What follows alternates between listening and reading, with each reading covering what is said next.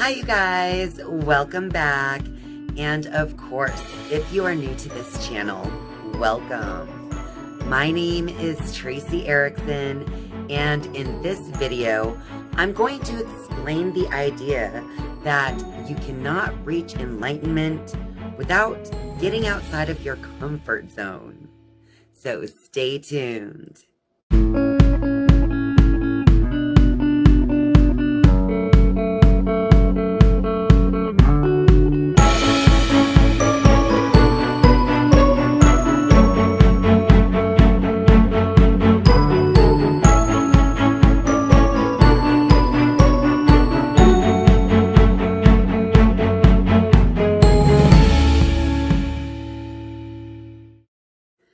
Now, when I say that enlightenment happens outside of your comfort zone, I'm not only referring to the type of enlightenment that you reach as a final destination to spiritual enlightenment, such as reaching the Christ or Buddha consciousness. No, that is not what I'm referring to. When I say enlightenment happens outside of your comfort zone, I just mean that when you move yourself outside of what you are comfortable with in a situation where you can learn and grow, you're literally bringing enlightenment to your being regarding whatever it is that you went outside of your comfort zone to do. Now, take a moment to think about a time in your life where you were pushed past your normal limits and you felt uncomfortable. Think of a time where after being pushed past your comfort zone and after feeling uncomfortable, but in the end, you felt as though something inside of you had shifted, or you feel as though what you did made you very happy on the inside in the end. So if you've experienced a time like that, then you kind of will understand what I mean by the phrase, enlightenment happens outside of your comfort zone. So what inspired me to make this video today is an article that was actually published in 2018 in The Atlantic. That article is titled, "Teens Are Protesting InClass Presentations." And in that article, it is discussing how many teens are actually demanding that teachers no longer force them to do in-class presentations due to the high levels of stress and anxiety that the students are experiencing. Their argument is that doing in-class presentations in front of the entire class is only adding to their fear and anxiety of going to school. Now, I'm going to share some parts of that article with you right now, just so that you know kind of what it's talking about. So let's go over it.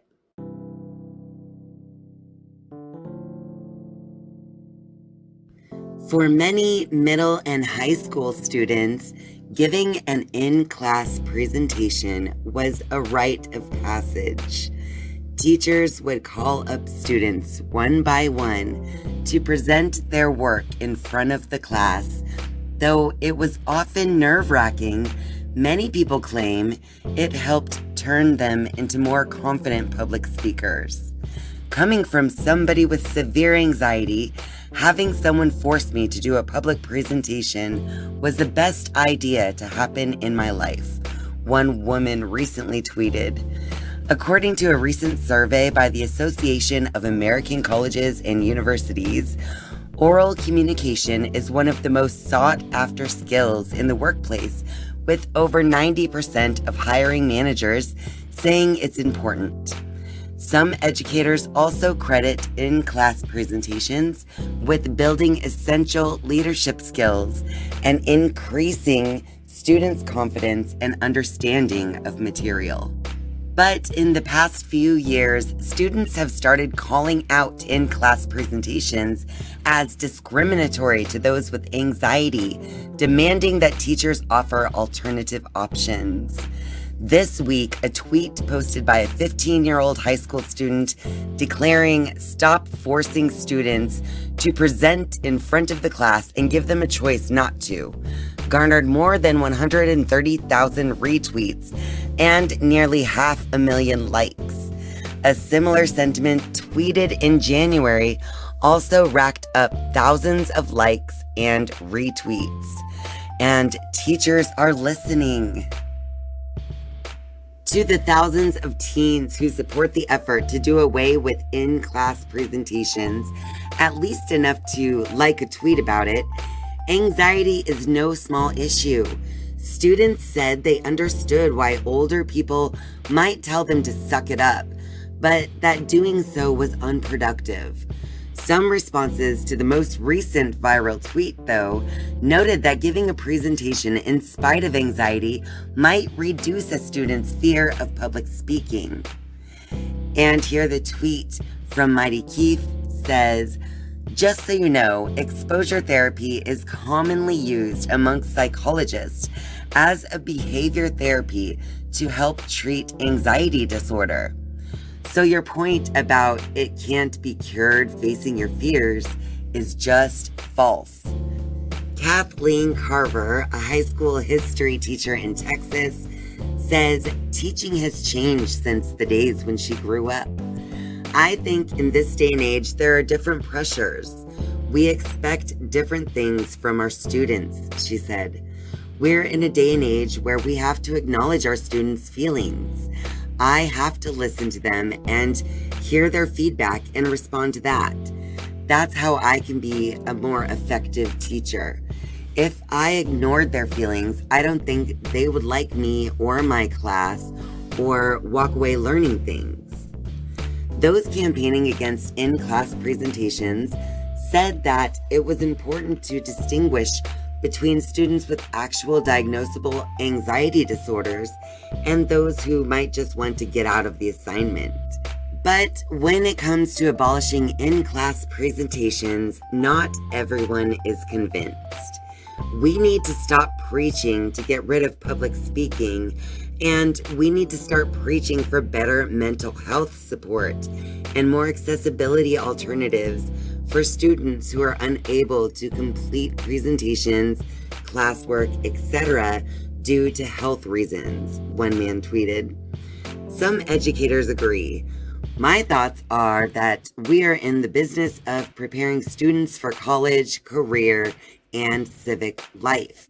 Public speaking is a piece of that preparation," says Ryan Jones, a high school history teacher in Connecticut. Now, some kids, many, are deathly afraid to do it, but pushing outside of comfort zones is also a big part of what we do.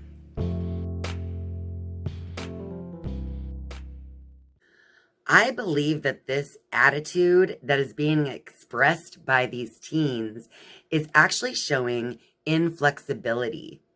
And it's also showing emotional and intellectual as well as psychological immaturity that they're unwilling to look at and unwilling to resolve within themselves. So when you are focusing strongly on your weaknesses and when you are identifying with those weaknesses in your own being, you are not bringing enlightenment to yourself. You are not bringing soul growth and spiritual development.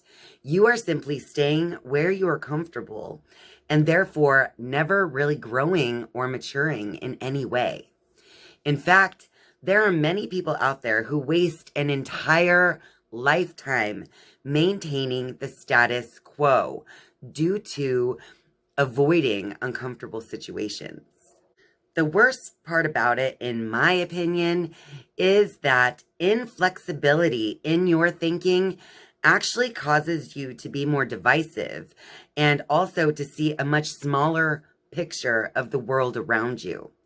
When you are inflexible in your thinking, then it's difficult for you to see and perceive the world from many different perspectives. And that's unfortunate because this world is literally full of millions, billions of different perspectives. So, in my opinion, if you move yourself out of your comfort zone and become uncomfortable from time to time, even if you feel forced doing it, you are only going to improve yourself. You're only going to mature emotionally, intellectually, and psychologically. And you're only going to make yourself an even better and more powerful version of yourself. Let's consider the map of consciousness for just a moment. When you are resisting something and when you're putting all of your energy towards maintaining the status quo or towards maintaining whatever level of comfort that you have, that is resistance. That is you using force against whatever that subject is that makes you uncomfortable. When you are using resistance and force, you're actually in the lower vibrational energies. So think about that for a moment as you look at what that means here on the chart. Now, when you step into your power and become more flexible in your thinking, when you understand that sometimes you have to do things that you don't agree with for the sake of learning and for the sake of adding to yourself, you begin to see yourself from a different perspective. And you also begin to be more neutral. And then your vibration can raise higher and higher from there. That puts you into the higher vibrational energies that are powerful and strong and add to your overall well-being. Here are my thoughts on this article regarding how teens are protesting in-class presentations. Okay, now, I was a teenager once too, and I went through the school systems as well. And therefore, I was also forced to do in-class presentations. Now, these in-class presentations made me feel extreme fear and anxiety to get in front of the class. I was always very introverted. In fact, every single time that I know that it's time to film another YouTube video, even today, I feel that little twinge of fear and anxiety inside. And I just turn that into excitement because I want to share these messages with you guys. But my point is that even though I felt that way, I still forced myself past my comfort zone and I did it anyway. And rather than feeling shame for skipping out on this and rather than letting the fear actually overtake me and make my decisions for me, I felt a sense of, I was so proud of myself. I actually did it. I stood up in front of the class and I told them all of the things that I had learned about the subject that I had done my research on. And in the end, I actually raised my vibration about that situation, speaking in public. Now, fast forward into my adult years.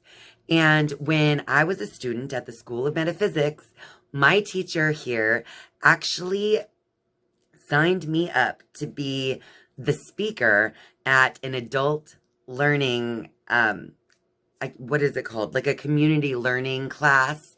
And the class that he had signed me up to do is basically to teach other adults how to strengthen their willpower. And the funniest part about this is that when I got to that school to be the speaker at this lecture, I sat in my car scared to death before even going into that school. I had no idea how I was going to make it through being the speaker at an event where I was supposed to be teaching other adults about willpower. And so what I did was, after taking a moment to just let myself be, I took a deep breath, I got myself together, and I got out of the car and I went in.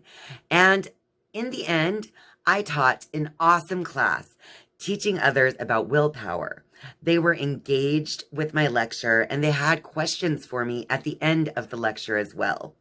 It felt so good, and it felt so empowering to be able to express myself in that way, even after feeling such extreme anxiety in the parking lot before I even walked in.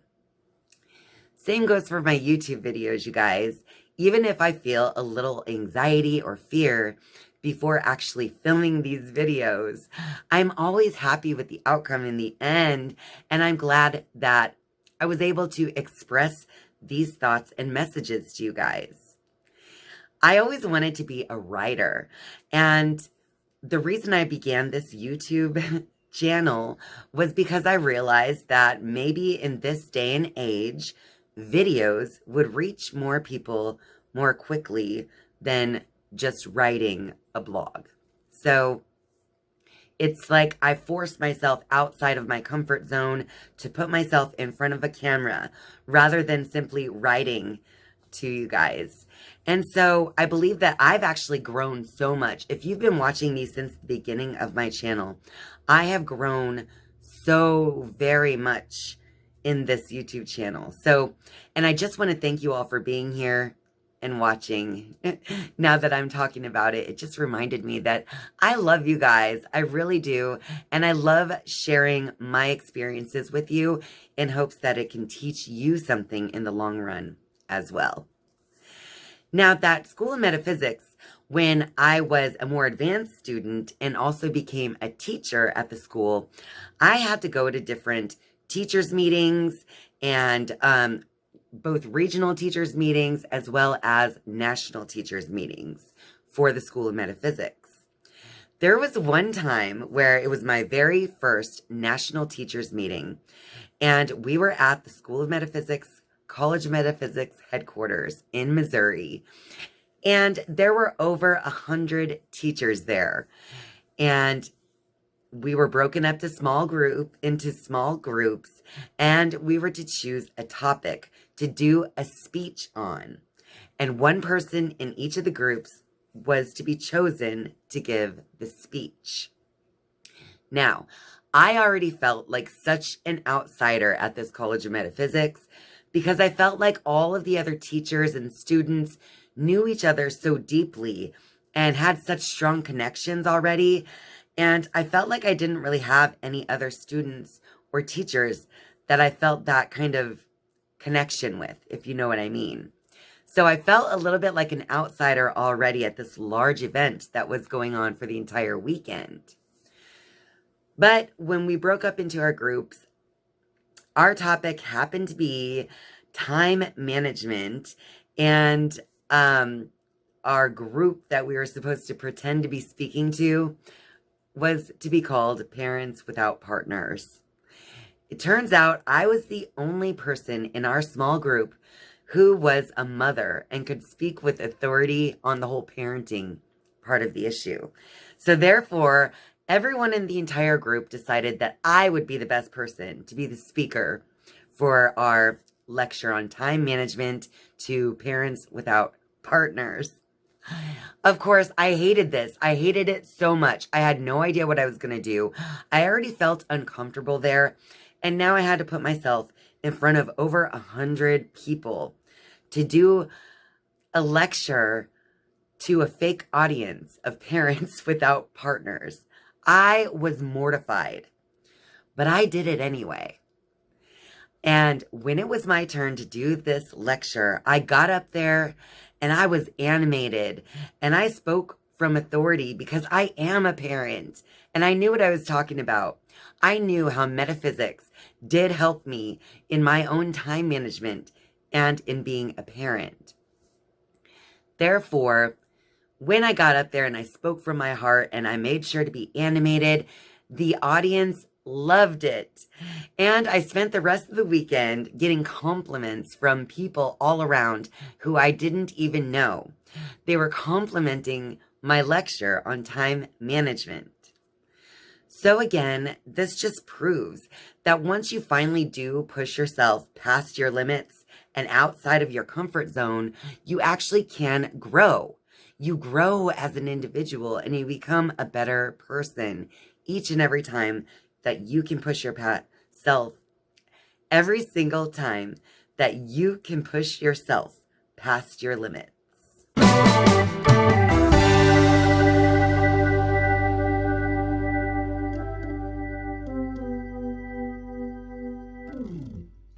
Well, that about wraps it up for this video.